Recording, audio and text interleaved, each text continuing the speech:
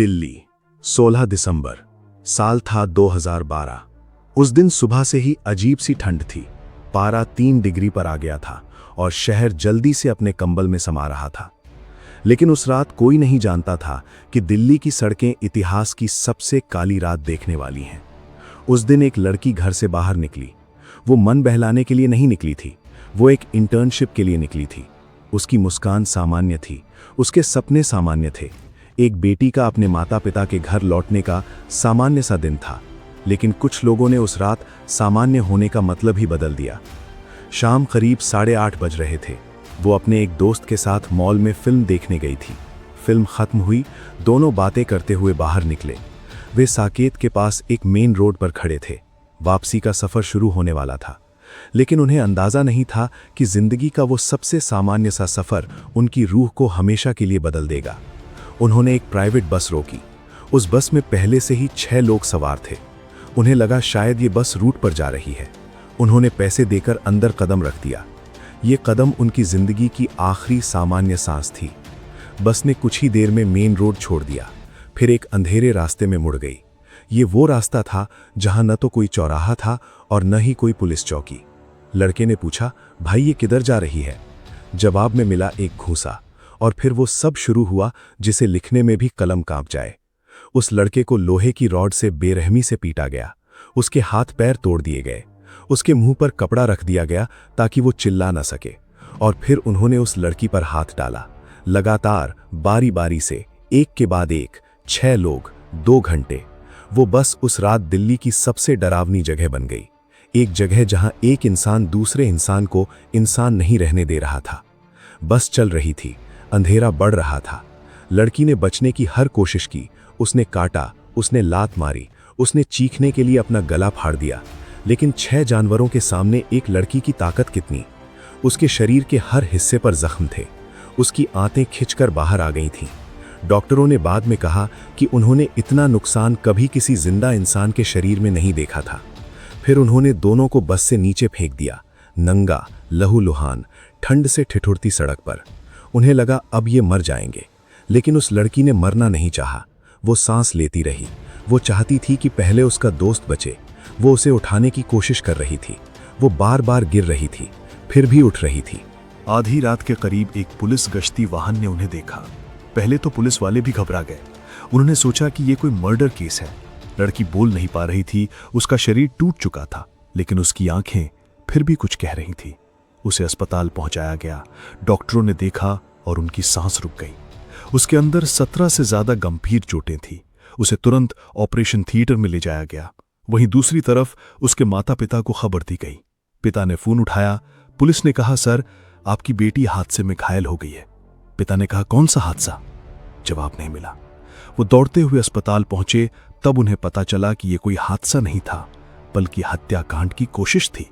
दूसरे दिन सुबह यह खबर दिल्ली के हर अखबार और हर चैनल पर थी, लेकिन सच्चाई का केवल एक छोटा सा हिस्सा बाहर आया था। असली त्रासदी तो अस्पताल के अंदर थी। डॉक्टर लड़की की जान बचाने की कोशिश कर रहे थे। उसकी आंतों का 95% हिस्सा पूरी तरह निकल चुका था। संक्रमण फैल रहा था, शरीर में खून की कमी थी, लेकिन जो सबसे बड़ी लड़ाई थी वो उसके अंदर की थी। वो बचना चाहती थी। वो बार बार डॉक्टरों से पूछती थी, मेरा दोस्त कैसा है? वो कभी अपने दर्द के बारे में नहीं बोली। उसने कभी ये नहीं कहा कि उसके साथ क्या हुआ। उसने सिर्फ एक बार कहा था कि मुझे घर ले चलो। लेकिन पुलिस को उसके बयान की जरूरत थी। एक दिन एक महिला अधिकारी उसके पास आई। लड़की बोल नहीं सकती थी। उसने कागज पर लिखा। शब्द टेढ़े मेढ़े थे क्योंकि उसके हाथ कमजोर थे। फिर भी उसने पूरी घटना लिख डाली। बस कैसे मिली, कैसे बंद हुई, कौन आया, किसने क्या किया, वो एक एक करके सबको बताना चाहती थी। वो चाहती थी कि कोई भी उन बदमाशों को बचा ना पाए। इसी बीच उस लड़के के परिवार वाले भी अस्पताल पहुंचे। वो बेड पर पड़ा था, उसके हाथ नहीं चल रहे थे, लेकिन जब उसने उस लड़की को देखा तो वो अपनी जान जोखिम में डालकर उसके पास आना चाहता था। नर्सों ने उसे रोका। वो चिल्लाया कि मैं उसे बचाने के लिए मर सकता हूं। वो एक सच्चा दोस्त था, लेकिन काश उस रात उसकी मदद करने वाला कोई और भी होता। इस बीच पुलिस ने जांच तेज कर दी। बस मालिक को गिरफ्तार किया गया। 6 आरोपियों में से एक ने खुद पुलिस स्टेशन में कबूल कर लिया। उसने कहा, हमने वही किया जो हमें ठीक लगा। ये वाक्य पूरे देश की नींद उड़ाने के लिए काफी था। लोगों को एहसास हो गया कि ये सिर्फ एक घटना नहीं है, बल्कि एक मानसिकता है। एक ऐसी मानसिकता जो सड़क पर हर रोज किसी न किसी बेटी के साथ हो रही थी, लेकिन मीडिया में तब तक नहीं आती थी जब तक कोई मर न जाए। ये लड़की अभी जिंदा थी और इसीलिए ये मामला अलग था। वो अपनी जुबान से नहीं, लेकिन अपनी लिखावट से सबको बता रही थी कि उसके साथ जानवरों ने क्या किया। उसका इलाज कर रहे डॉक्टर बहुत भावुक हो गए थे। एक डॉक्टर ने बाद में इंटरव्यू में कहा था कि उस लड़की की आंखों में मैंने दर्द नहीं देखा, मैंने गुस्सा देखा। वो रोती नहीं थी, वो सिर्फ सोचती थी कि कैसे वो फिर से खड़ी हो, कैसे वो कोर्ट में जाए, कैसे वो खुद उन 6 लोगों के सामने जाकर कहे कि तुमने जो किया वो गलत किया। डॉक्टर हैरान थे, एक इंसान में इतनी ताकत कहाँ से आती है? वो ताकत शायद उसके घर से आती थी। उसके पिता ने कभी उसे बेटी और बेटे में फर्क नहीं किया था, उसे पढ़ाया था, उसे उड़ना सिखाया था। और वहीं पर इस देश का सबसे बड़ा दर्द छिपा था। एक पिता ने बेटी को पूरी दुनिया दी थी, लेकिन उस दुनिया में उस बेटी के लिए सुरक्षा का कोई इंतजाम नहीं था। दिल्ली पुलिस ने सभी आरोपियों को गिरफ्तार कर लिया, लेकिन एक चौंकाने वाली बात सामने आई। 6 आरोपियों में से एक सिर्फ 17 साल का था, एक नाबालिग, और कानून के मुताबिक उसे बाल सुधार गृह भेजा जा सकता था। अधिकतम 3 साल की सजा। 3 साल। उस रात जिसने बेरहमी से उस लड़की को नंगा करके सड़क पर फेंका था, जिसने लोहे की रॉड से उसके शरीर के सबसे नाजुक हिस्से को चीर दिया था, उसे सिर्फ 3 साल। ये सुनकर पूरे देश के दिल में एक तूफान उठ गया। लोग समझ गए कि कानून और इंसाफ में बहुत बड़ा फासला है। लड़की का अस्पताल में 13 दिन तक इलाज चला। 13 दिन। उसने 13 दिन तक मौत से लड़ाई लड़ी। उसके शरीर का कोई हिस्सा नहीं बचा था जहां चोट ना हो। एक समय ऐसा आया जब डॉक्टरों ने कहा कि अब हमारे हाथ में कुछ नहीं है। उसके अंग काम करना बंद कर रहे थे। 29 दिसंबर 2012 सुबह के करीब 4:45 पर उस लड़की ने आखिरी सांस ली। उसकी मौत के साथ ही देश का गुस्सा सड़कों पर उतर आया। दिल्ली का इंडिया गेट रातों रात विद्रोह का केंद्र बन गया। लड़के और लड़कियां पुलिस की लाठियों के सामने खड़े थे। माताएं अपनी बेटियों को लेकर सड़कों पर उतर गईं। उनके हाथों में मोमबत्तियां नहीं, पोस्टर थे। उन पर लिखा था, बेटियां सुरक्षित नहीं तो आज़ादी बेकार। सरकार हिल गई। मीडिया ने इसे देश की सबसे बड़ी क्रांति करार दिया। और फिर एक दिन राष्ट्रपति ने नए कानून पर हस्ताक्षर कर दिए।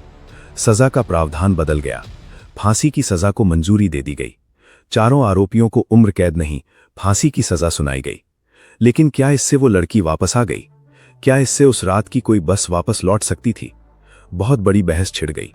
कुछ लोगों ने कहा फांसी से डर पैदा होगा, कुछ लोगों ने कहा डर से कुछ नहीं होता, सोच बदलनी चाहिए। इसी बीच वो 17 साल का लड़का 3 साल बाद बाल सुधार गृह से रिहा कर दिया गया। उसे किसी ने कुछ नहीं कहा। वो सड़कों पर आ गया, शायद सामान्य जिंदगी जीने लगा। लेकिन वो लड़की कभी सामान्य जिंदगी नहीं जी सकी। उस लड़की के पिता ने अपनी बेटी का नाम कभी सार्वजनिक नहीं किया। उन्होंने कहा, मेरी बेटी एक शहीद है। हर बेटी निर्भया है, अपनी ताकत पर भरोसा रखने वाली।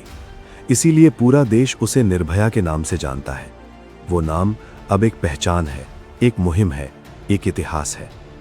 8 साल बाद 2020 में उन 4 दोषियों को सुबह 5 बजे के करीब तिहाड़ जेल में फांसी दे दी गई। न्यूज़ चैनलों पर ब्रेकिंग न्यूज़ चल रही थी। लोग फटाफट जश्न मना रहे थे। किसी ने पटाखे फोड़े, किसी ने मिठाई बांटी। लेकिन उस लड़की के घर में एक फोटो थी, एक मुस्कान थी, एक कमरा था जो हमेशा के लिए खाली हो गया था। वो फांसी उस कमरे को नहीं भर सकती थी। सवाल यह है कि क्या हमने कुछ सीखा? आज भी रिपोर्ट्स आती हैं कि दिल्ली सबसे असुरक्षित शहरों में से एक है। आज भी हर 3 घंटे में एक रेप होता है। आज भी लड़कियों को रात 9 बजे से पहले घर लौटने की सलाह दी जाती है। क्या बदलाव केवल कानून में आना चाहिए या हमारी परवरिश में? हम बेटों को क्या सिखा रहे हैं? हम बेटियों को क्या सिखा रहे हैं? वो रात, वो बस, वो ठंड, वो खून, वो चीख जो कभी चीख में बदल भी नहीं पाई। वो लड़की जिसने कागज पर उंगली रखकर शब्द लिखे, उसकी हिम्मत, उसका दोस्त, उसके माता पिता का धैर्य, ये सब हमें याद दिलाता है कि एक घटना बदलाव ला सकती है, लेकिन उस बदलाव को लंबे समय तक जिंदा रखना हर नागरिक की जिम्मेदारी है। निर्भया वो नाम नहीं है जो सिर्फ दिल्ली को याद है। वो नाम हर उस बेटी का है जो रात में अकेले निकलने से डरती है, जो स्कूल बस में किनारे वाली सीट नहीं लेती, जो कॉलेज में देर होने पर घर वालों से झूठ बोल देती है कि मैं दोस्त के घर हूं ताकि डांट न पड़े। ये डर हमारे समाज की सबसे बड़ी सच्चाई है और इस सच्चाई का नाम है हमारी विफलता।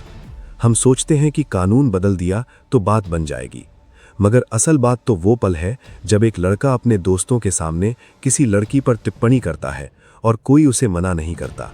वही पल आगे चलकर बस की उस रात को जन्म देता है।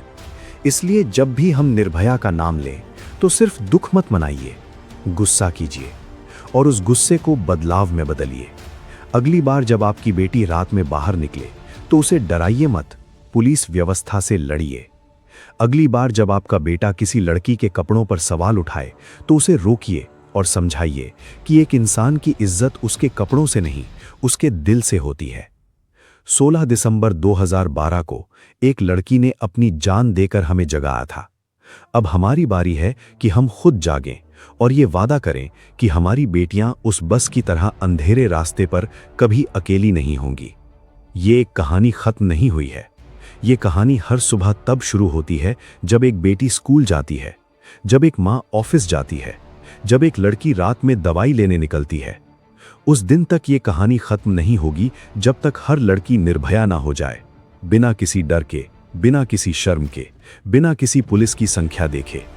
तब तक हम सब इस कहानी का हिस्सा हैं। एक कहानी जिसका नाम है निर्भया, जिसका मतलब है बेखौफ, और हमें ही उसे सच करना है।